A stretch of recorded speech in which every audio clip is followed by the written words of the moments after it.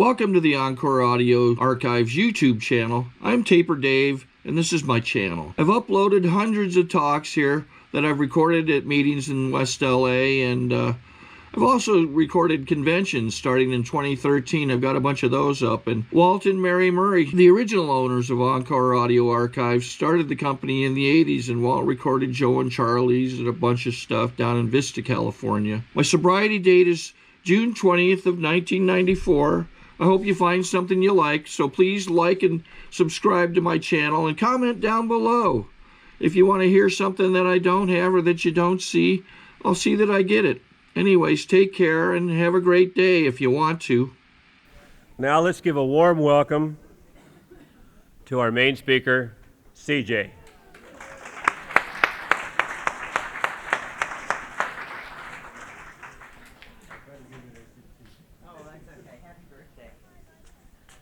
Hi, my name is CJ, and I'm a very nice alcoholic.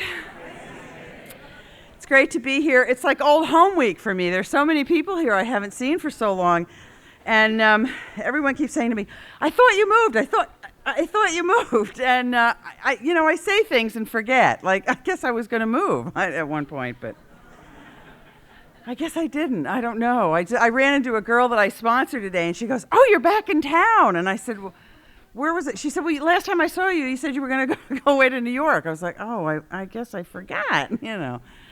I don't know. Things just don't get better sometimes, I suppose. Living in the now. Anyway, it's great. Oh my God, there's so many people here I haven't seen for so long. Hi, darling. I just love being popular, Anyway, that's sort of scary, isn't it? Okay. I grew up in New Jersey. That's why I drank. And I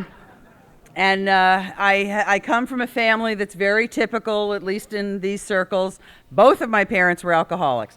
My father was a young, aggressive man on your way up, make your first million before you're 30 kind of guy who died from overboogie, basically. He just burned out at 56. Yeah, boing, that was it.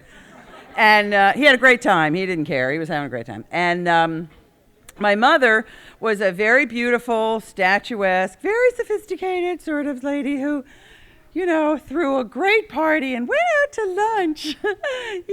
She was one of those. And they were the country club set. I grew up in the 50s, the era of denial and the Eisenhower years. And everything was honky-dory, everybody had beautiful houses and everybody had, great dads and moms were pretty, and we did the country club thing, and everybody drank a lot. And so growing up, my exposure to grown-ups was that they had a lot of fun and that drinking was just part of life. And, there would always be these big parties at my house, and I'd be fascinated by all this, that was going on. And I'd be upstairs as a little girl, if you can imagine, like 4, or maybe like this young man up here tonight, 4 or 5 years old, and I would be hearing all this fabulous, all the festivities going on downstairs, all the laughing and the music and whatever, and I'd be completely, just pasted up against the banister trying to get a glimpse of what was happening downstairs where all the action was, and after everybody would leave, I'd go downstairs and I'd run around the living room, and I would pick up the dregs of the drinks that everybody had left behind, and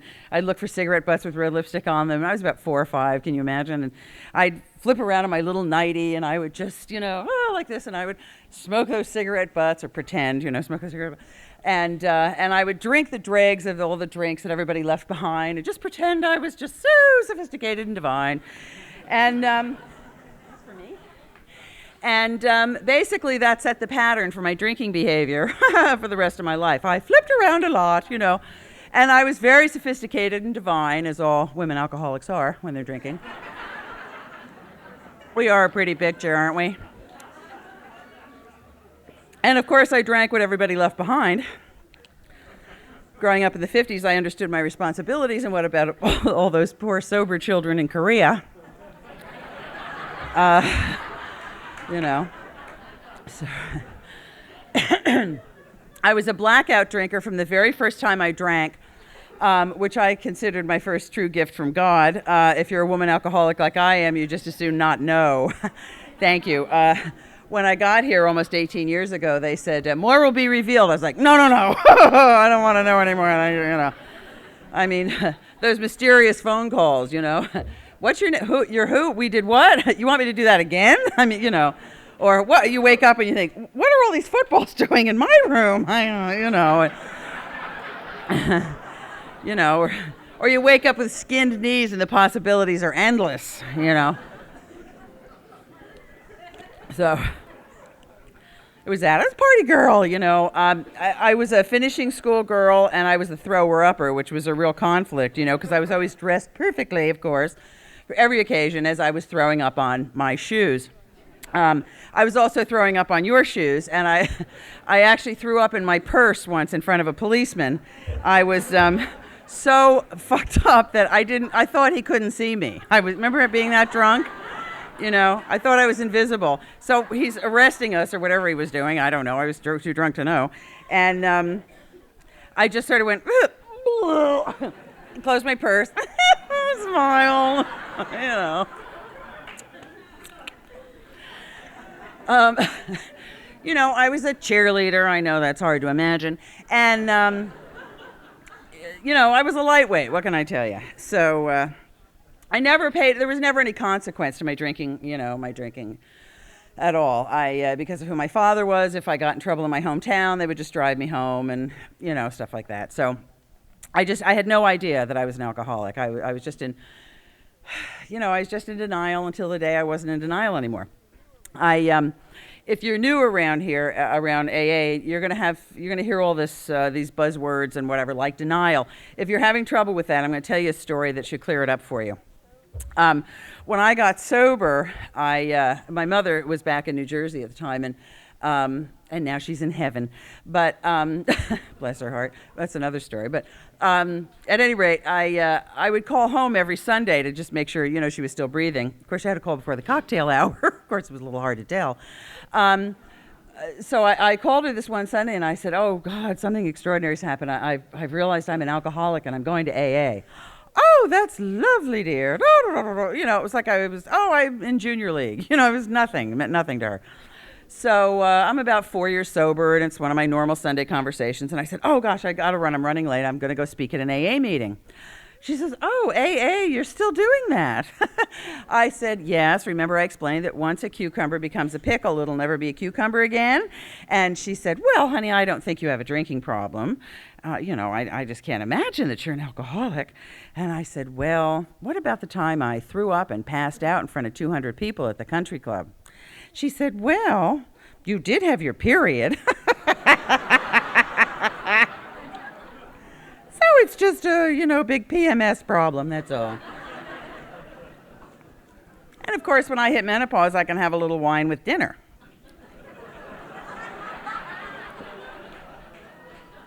That's my mom. Mm-hmm. Now I'll tell you a great story about her. She was such an airhead. I mean, they don't make them like her anymore. I don't even think my mother had a social security number, you know what I mean? But life was great, It's like, she always said she was very happy that I waited to be born till after lunch. Everything was sort of like that. If I called her up and said, "Oh, Mother, I'm dying of a brain tumor," she'd say, "Oh, how inconvenient, before luncheon, she just was, her life was about birds and parties, and it was amazing. I envied that.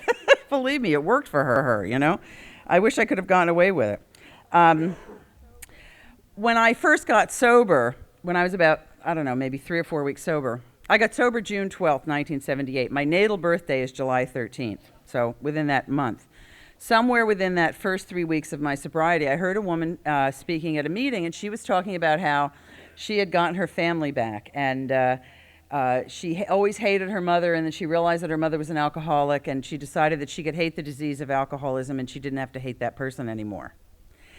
And at that moment, I was released from hating my mother. I realized that I was afflicted with the same disease, and she had the same thing. So I could hate the disease of alcoholism, but I didn't have to hate my mother anymore. Boom. I was released from that bondage, And so that year on my natal birthday, July 13th, I decided what I would do, because I was really happy to be sober. I was only 30 days sober. What did I know? But I sent my mother a gift. And I said, Thank you for having me. Life is great. And, you know, what are you giving me presents for? You did all the work. And I mean, it's insane when you think about it.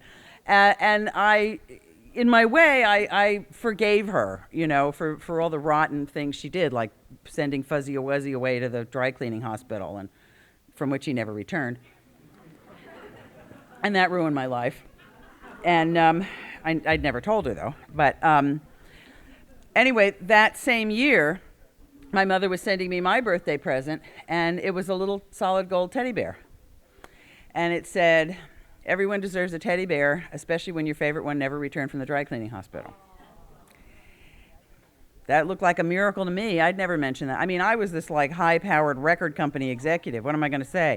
"You threw him a bear, you ruined my life. That's why I'm an alcoholic," you know. Even though I knew that was true. But, you know, I was too embarrassed to tell her that. So, you know, we started on this sort of journey together. And so I got to forgive her for being an alcoholic and a horrible mother. And then I got to go into years of therapy. But that's okay. The upshot of the whole thing is that right before she died, which was almost 2 years ago, I got a phone call from her best friend, and she said, "We're taking your mom to the hospital." It was a Monday. She just wore out. And I said, "All right, well, just keep me posted and whatever." And I talked to the doctor a couple of times a day, and I was present, and I was the daughter, and I could make decisions and do the right thing because I've been sober a little while. And finally, by Friday, they said, "You better come back." And so I flew back to New Jersey, and I hung out with her. Well, what had happened is she was in the hospital for 6 days before I got there, and they detoxed her, basically. She was very annoyed, I can only tell you, that, you know, they wouldn't let her smoke in the hotel room, in the hospital room. And of course, she couldn't drink, and whatever. But we did have her meals catered, you know, God forbid. She just hated that food. Not that she was eating much, but you know, so it got to be a situation where I got to support her in this transition, and she wasn't loaded, you know, because she wasn't in any pain, and there was really nothing that they could do. She was riddled with cancer, and she had probably had it for, you know, 20 years at least, and didn't bother, you know. She just didn't go to the doctor. She just wasn't sick, and so there was no pain because of the brain tumors, but there was obviously she wasn't going to live. But we had this 10 days of clear communication. I'm sober, she was sober, by mistake, but sober nonetheless. And so we were, you know, on the same wavelength there. And we got to talk about things, and it was just an extraordinary experience, you know, for the first time in my life, to be able to talk to my mother, one sober person to another sober person. It had never happened before. About 4 days before she died, she looked up and she said, "Honey, who's that beautiful woman standing at the end of the bed?" I said, "Who are you looking at, the nurse? What, you know?" She said, "No, that beautiful woman standing right there at the end of the bed." I said, "What are you, hallucinating or so? What is going on here? Are you looking at Virginia?" She said, "No, that beautiful woman right there." And all of a sudden it dawned on me that she was having a vision, an angel, a spirit, something was happening. And I said, well, and I went down to the end of the bed, and I said, are you looking at me? No, she said, "That beautiful one right there." I said, "Well, are you afraid?" She said, "No." And she went on to explain to me what this woman looked like, and that she felt okay about the whole experience. And, you know, I realized that it was an angel. That's the term that I'll use. The interesting thing about that, if that situation hadn't happened to me, I would have said, "Please." You know, I read all those angel books a couple of years ago when they came out, honey. I was like, okay, man, I want to be a sitcom mom. You know what I'm saying here? I want a Mercedes, and if you know, they did nothing for me. So I'm not, you know, I'm real skeptical about that. But this actually happened. And from that moment on, for the next 3 days, I watched my mother transform in front of my eyes into this spiritual being. I mean, she just completely changed from this woman who was, you know, 77 years old, riddled with cancer, alcoholism, you know, cirrhosis of the liver, emphysema, probably every other thing, into this kind of childlike, pure energy. This peace and childlike quality took over her. I mean, it was just stunning to see this. And so for those couple of days after that experience, we talked at a whole other level. And finally, the day came, and she said, "Oh, look, that pretty lady is back." And I said, "Do you think she's here for you?" And she said, "Well, yeah." And I said, "Well, is it okay?" She said, "Well, yeah, but I really worry about you." And I said, "You know what? If you need to go, it's okay. I'm fine." She said, "Well," I said, "believe me, I'm fine." And that night, she closed her eyes and she gave me a little kiss, and she passed away. Now, that sounds like a miracle, right? It's a miracle that my mother was sober for 10 days, and I got to spend 10 days with her. It was a miracle that I was sober and got to show up and help her with this transition, that we had this loving exchange. It was a miracle she saw an angel. Those are all miracles. You know what the miracle was to me? When I said to her, "You can go because I'm fine," when I told her I was fine, I knew I was telling the truth. You know the truth when you hear it. I said, "I'm fine," and I am fine. I'm fine because I'm a sober woman alcoholic, and I've been sober 17 years. That's the only reason I'm fine. I'm fine because I have a God of my understanding that runs my life today. I'm fine just because I've hung out in these rooms, and I've taken chances, and I've experimented with things, and I've told people the truth about how I feel, and I'm fine. I have a sense of well-being and a freedom that I didn't even know was available in human experience. That, to me, was the miracle. When I said to her, "I'm fine," that I was telling her the truth. Okay. Geez, I guess it's Mother's Day soon, isn't it? That always comes around again. Anyway, bless her heart. So that was great. It was also a gift, I have to say, that I would wish on every person that in the world to be able to have that kind of closure and that kind of a loving experience with your parent is just, I just can't think of anything more wonderful. At any rate, I went off to school, and I was just sort of an airhead. You know, I was an art major, and I went to Woodstock, and I smoked some non-habit-forming marijuana every day. And then I snorted a lot of non-habit-forming cocaine and whatever, although I didn't think I had a drug problem, when I got here.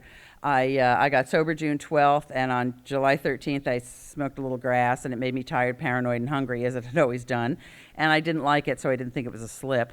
And because it was uncomfortable, it wasn't any fun. And so then about 4 or 5 weeks later, I tried some other kind of marijuana, thinking that would change. And it made me tired, paranoid, and hungry, and I didn't like it, so I didn't consider that a slip.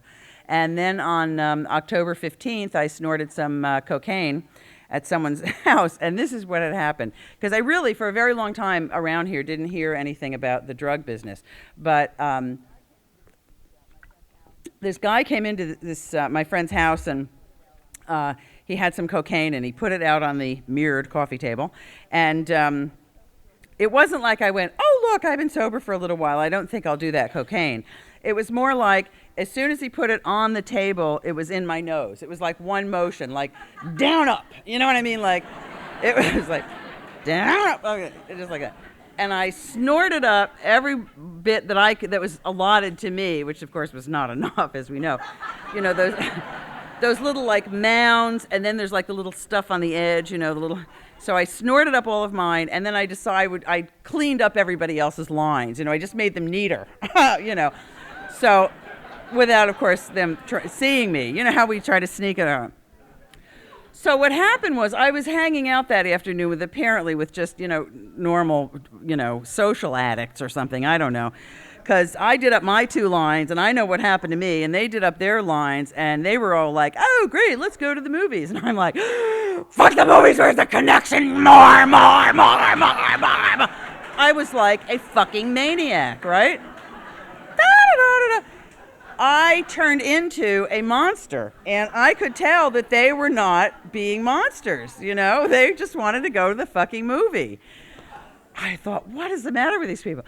At that point, that's when I knew that I was just such a pig, And that's why I raised my hand again, because I was a glutton. I was embarrassed about my piggishness, It wasn't that I was afraid of dying or anything intelligent like that. I was embarrassed that I was such a piggy, I mean, I just couldn't do enough, and that was that. So my birthday is October 15th. Sorry to interrupt your viewing. Taper Dave here. Just wanted to take a second to ask you to like and subscribe to my channel. Let me know if you like what you're listening. I've got some very good talks here, and this one's a great one. Just curious, do you think this is better than Zoom? Tell me what you think. And this coming October, I'll be 18 years clean and sober. It's unbelievable. Anyway, when after I got thrown out of college, I moved to New York City and went to work for American Airlines. My first association with AA, and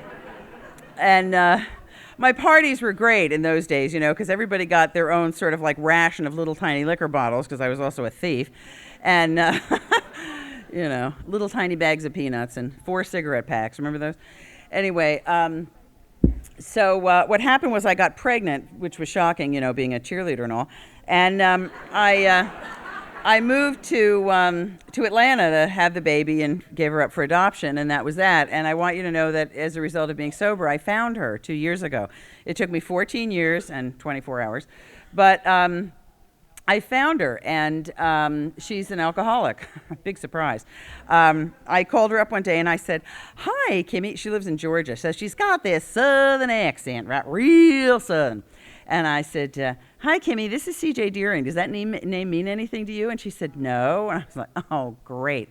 Well, the reason I'm calling is I had a baby 20-something years ago, and I have reason to believe that you're my child, my daughter." "Oh," she said, "I don't think so." I said, "Oh, wonderful. Do you know if you're adopted?" "No, I don't think so." I said, "Well, do you know your birth mother?" She said, "Well, yeah, I'm living with her." I thought, oh, God, we're in big trouble now. So I just plowed through it. It's like Richard said, he wrote that script, man. I just, I called all my friends. Okay, I'm going to make the call. You know how we are. So I did the whole thing.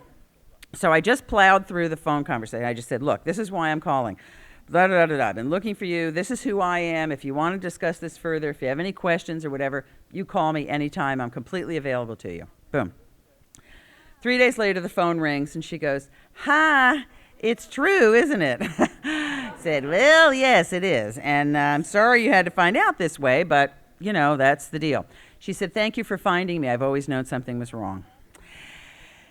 So we started talking, and I said, "Well, honey, how big are your feet?" She said, "Well, they're 9. I said, "Gee, I'm sorry about that." And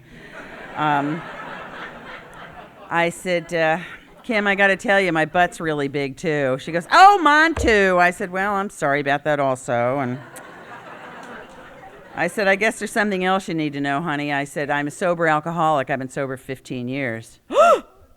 She said, "I'm an alcoholic, too." Oh, and she's sobbing, and I'm thinking, great, big butt, big feet, and alcoholic. Aren't you glad I called, Now you know why you're so fucked up, It's my fault, right? Jesus. That's what was wrong. Oh, that. Anyway, so now I get to heal this relationship for the rest of my life, And she brings with it a child. She has a 10-year-old child named Tony, and who looks exactly like my father, which is very scary. And, we can save him a seat. Let's just put it to you that way. Already. He called me up. He's got this little southern accent. He's totally into baseball cards. That's all he wants. Did you get me any baseball cards? Oh, God. He's an addict. He's a baseball card addict, for Christ's sake. I mean, he's gone. He's got thousands of them. I mean, how? And, of course, he has no I bought him like a $35 collector baseball card. He traded it for a piece of bubble gum or something. He was like, but perfect alcoholic behavior, Anyway, here's something valuable. I think I'll throw it away. It's good, Tony. It's great. So it's hilarious. And he throws guilt. Oh, man, I'm telling you, it is just unbelievable. When he called my boyfriend, he says, "Oh, listen to this message." And it's my grandson saying, "Well, are you just too good? You can't call me on Easter?" And all this stuff. I'm like, Jesus, he's 10 years old. And he's already like, yeah. He knows how to grind you. I mean, it's just an art form, you know. It's incredible. Anyway, so I'm a grandmother. He calls me Grammy, though, like the award. Sort of like that. Anyway. It's unbelievable. Anyway, yeah, he's a trip. So all of a sudden, I'm a mom and I'm a grandmom, and it's unbelievable being 26 that all of this could happen. God, so much. I just can't even begin to tell you what the last 17 odd years have been like. I was in the music business. I was a disc jockey. I'll tell this one story and then I'll just shut up because this makes everybody laugh. They have a good time with this one. If you couldn't tell, I really enjoy being sober. I'm having a great time most of the time. This is the one thing that, if I know one thing, this is the one thing that I can pass on to people who are less sober than I. Recovery takes a long time. That's it. Just trust me on this one thing. Recovery takes a long time. I thought when I was a year sober, I was cooked. I'd be ready, man. I'd be there, you know. Then I figured, well, it must be 5, because there's something about 5 years of sobriety. That 5 is a hunk of time. It's 5 years, for Christ's sake. Then I figured it must be 7. Lucky 7, you know. Then I figured it must be like 8, because 8 in numerology is a really high spiritual number, you know. Wasn't in 8, I was like, you know, on the psychiatrist's couch. And then I figured 10, that's a good block. 10, that's a good happy number. Had 10, you know. Then it had to be 11, because that's the really high spiritual number in numerology. And then it had to be 12, because we have 12 steps and 12 traditions. We understand that. And then it must be 13, because I was born on July 13th, and lucky 13, Friday the 13th. You know, then that's when you're finished, right? And, well, then it must be 15. You know, it's got to... And it's not at 17 either. I mean, it's unbelievable. I look back on my life. I'm going to be in July, and it's unbelievable to me. And I don't feel it, and people say I don't look it, and but my life is like a teenager's. I've fallen madly in love for the first time in my whole life, and I look at this guy who's, you know, balding and got gray hair, and I go, oh, God, are you a dream? And I thought, honey, you're old. You're old. I mean, I'm looking at a bald, gray-haired guy, you know, thinking, oh, man, are you one sexy guy? You know, I'm thinking, you are in big trouble now. It's unbelievable, you know. We're really having fun. I'm like doing my childhood again. I'm also looking for a job. Gee, what a wonderful circumstance to make you feel like a worthless piece of shit, right? I mean, it's just, I've gotten the loveliest, you know, rejection letters. People are very nice, you know. Your work is brilliant. You're just fabulously talented, and we'll file your resume for a year. Thank you. Fuck you. So... It's a horrible thing, you know, real life. I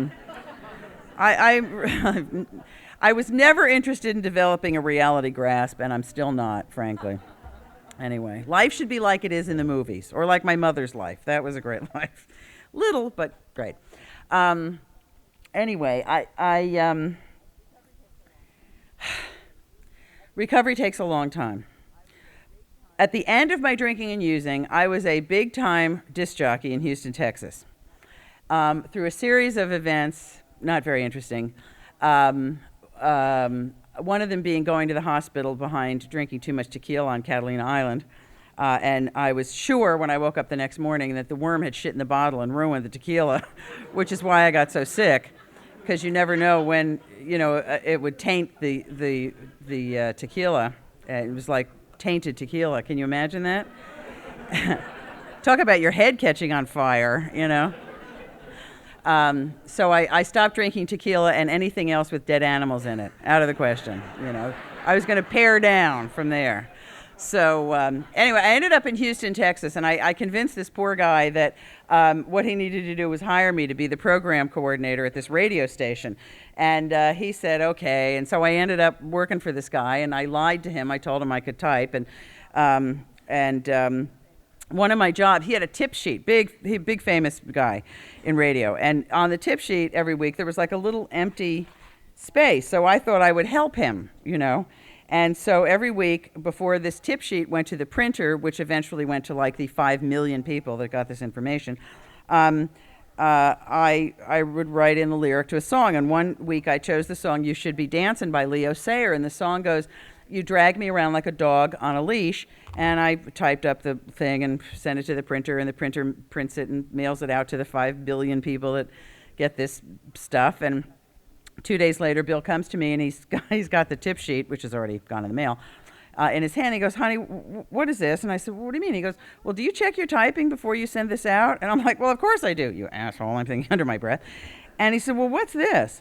And I looked down, and what I have typed is, "You drag me around like a dong on a..."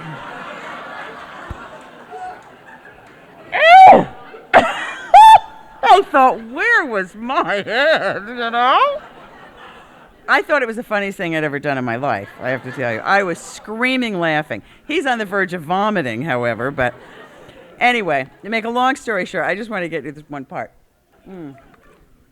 Oh, gee, just like the old days.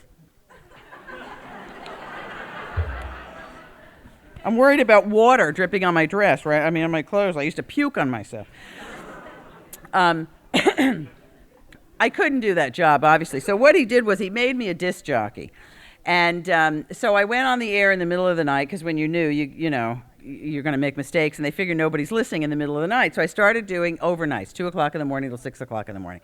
So I'm going to work, and of course it's 2 o'clock in the morning. I realized after the second night, you know, I could stay out in my favorite gin mill and then go to work, you know. So the second, third night, I'm showing up at work drunk and fucked up and, you know, coked up and whatever. And I'm going on, you know, on and on and on. I'm having a great time. I'm drunk. I'm saying fuck on the air. What do I care? I'm having a great time. It's my show. It's the middle of the night. You know, and after about a week or two of this, I realized who else is listening at 3 and 4 in the morning. You guys, you know. You're all out there puking out the window or looking for the connection or whatever. You're out there and you're listening to your favorite girl DJ, you know. You got your earphones cranked up to 11. Your ears are bleeding. It's a good thing. And so the next thing I know, I've got this like big following, and I'm having a great old time. I'm bringing in records from home and blah, blah, blah, you know, and all this stuff. And I'm swearing on the air, you fucking redneck assholes, you know, because they want to hear the same shit over and over again. They want to hear Ted Nugent, Aerosmith, and Led Zeppelin. I don't want to hear this anymore. I'm sick of this playing this shit. And one day I told them, I opened up that mic and I screamed at the top of my lungs, "You fucking redneck assholes drive me crazy! Here I am trying to expand your musical horizons, and you want to hear the same shit over and over again." You know, it was great. Remember when your emotions went like this? Bing, bing, bing, bing, bing, you know? So that was it. I was like, fuck, asshole, boom. Oh God, remorse. Well, fuck them anyway, you know? So the phone rings, you know, and I'm like, KILT, and this guy goes, "Right on, mama." Woo, that was it. I became a wild woman. So I'm in at night, you know, going crazy, loaded and whatever. And I one night, just by mistake, I couldn't help it. I was all pumped up. I puked on the air. Hey, it's a party, you know? One night I went in on a Monday night and I said, "Hey, everybody, guess what I did this weekend? I fucked a Doobie Brother." And the first person that guesses which Doobie Brother it was gets a new greatest hits album. Hey, you know? Now, this is what I want to tell you. You got to use what you got, you know? About 4 years ago, I'm at the musicians meeting where there actually were a few musicians. And I'm up at it's like this big high thing, but you know, there's all these people and blah, blah, blah, and I fucked a Doobie Brother. And I look down in the meeting, and there are 2 guys from the Doobie Brothers in the meeting.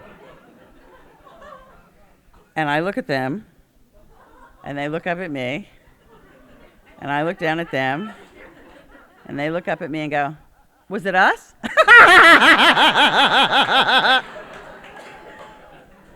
And then they looked at each other and went, "Was it you? Or did you get her?" You know? I mean, anyway. You never know. Yeah. Anyway. God. I think my time's... Keep going. Okay, all right. Oh, wait, I got a great Donna story.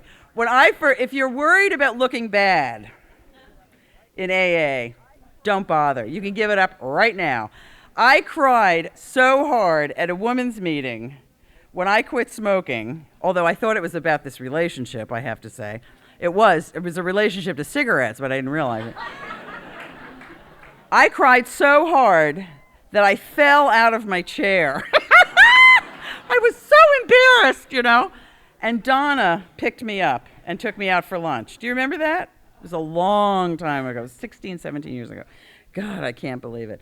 Anyway, it was interesting to hear the birthday people talk about the connection and not having to do this alone and stuff. I mean, I grew up as an only child in an alcoholic family. I am not used to having connections, you know. It just doesn't, I don't get it.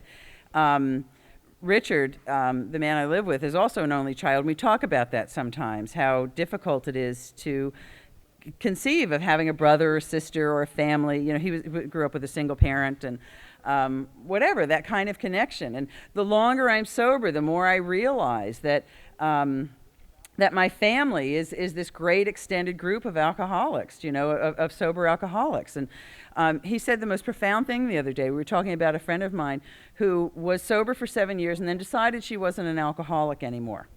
Oh, okay. You know, she's just puking at lunch, but that's okay. You know, you're not an alcoholic. It's not my business. You know, I love you anyway. And we were talking about her and the troubles that she's having with relationships, okay? And Richard said, gee, you know, she's looking for that outside relationship to make her feel okay about herself, feel good about herself, and that's the relationship you should have with your parents. It struck me so, you know, so many of us come from dysfunctional alcoholic families in these rooms. And you know what? A relationship with my parents that was going to make me feel okay about myself was not available to me this life cycle.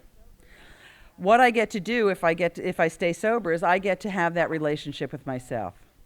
You know, I get to do things here, sponsor people and listen to inventories and take people to meetings and speak at meetings and make people laugh and whatever. I get to do esteemable things that make me feel good about myself. That's the only way that's going to happen for me. You know, I didn't get it when I was supposed to.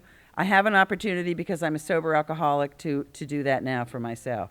And that's what I choose to do. When I got here, you know, in almost 18 years ago, I decided that I wanted sobriety, I wanted recovery, I wanted to be well. I wanted to be as well as I could.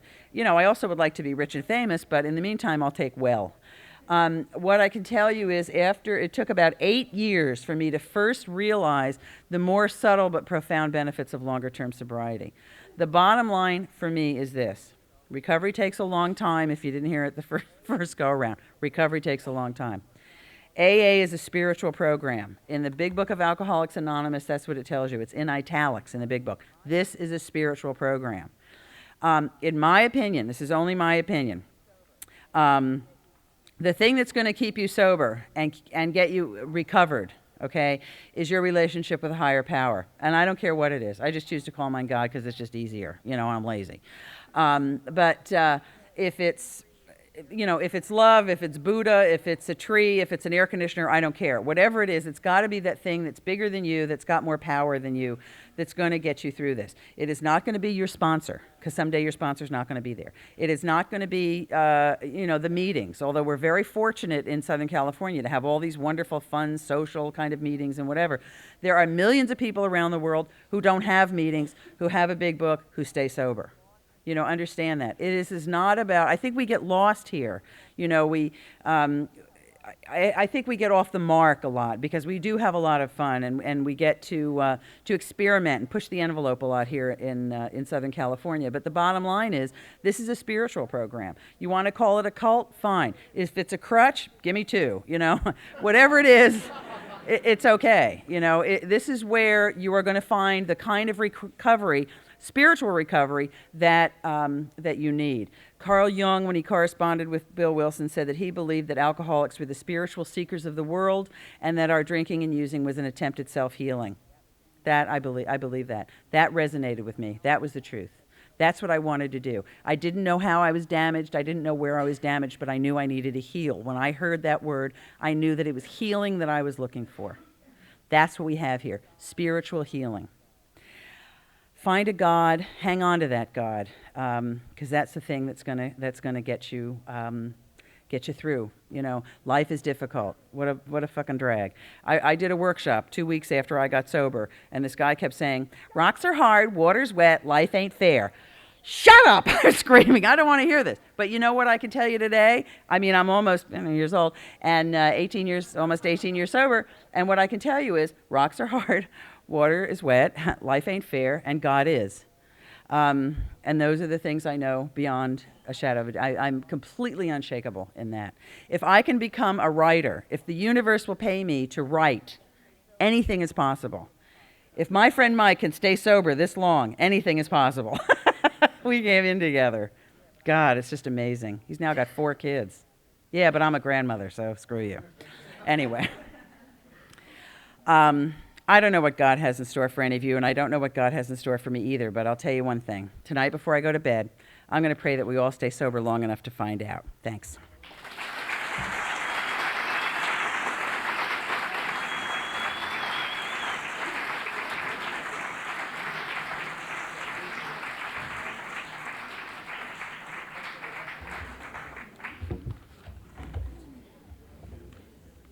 I think we got a great talk going on here. Thanks for watching the channel. Taper Dave here. Just curious, do you think this is better than Zoom? Okay, this is how I prepare my drone for launching.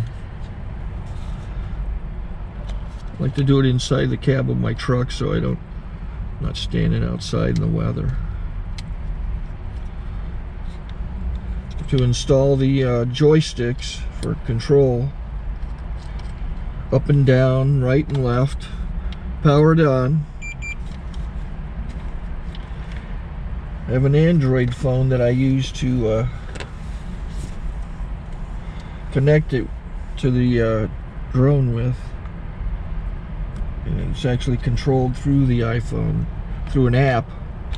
Oops, wrong way. It's actually controlled through the iPhone, or through this Android phone, through the app. It's actually controlled through the Android phone, through an app, and you connect it through this short connection right here.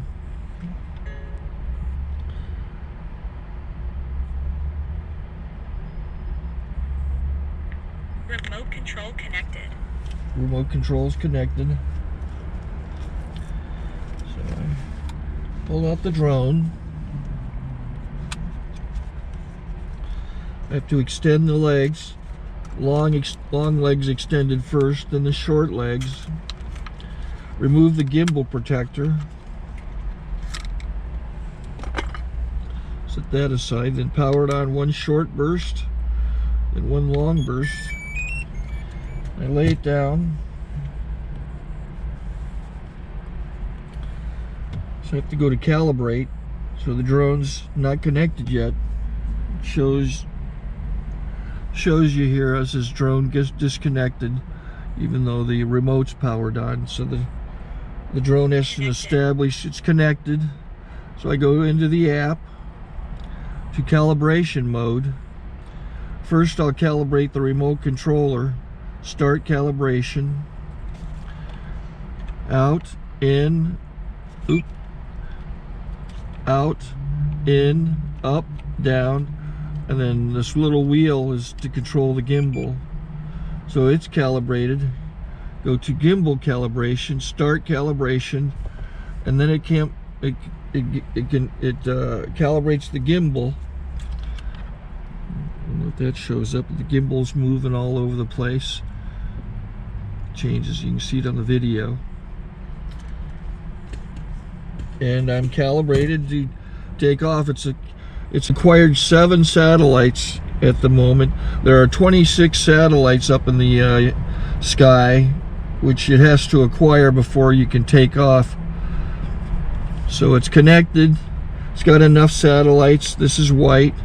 I can go to press this little arrow button, swipe right to take off, and it would start the motors if I slid this to the right. But I'll wait till I get outside. Don't want to do it inside.